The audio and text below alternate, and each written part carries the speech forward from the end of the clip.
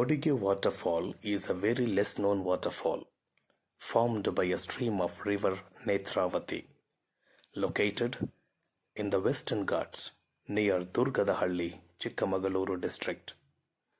Kodige Waterfall is also known as Kodige Falls and Durgadahalli Falls.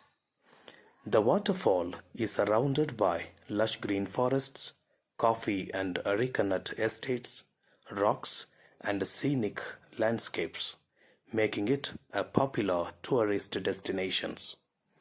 It is one of the most breathtaking and awe-inspiring natural wonders.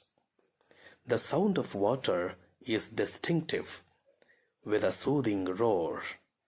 It is a cascade waterfall that flows over a series of rocks.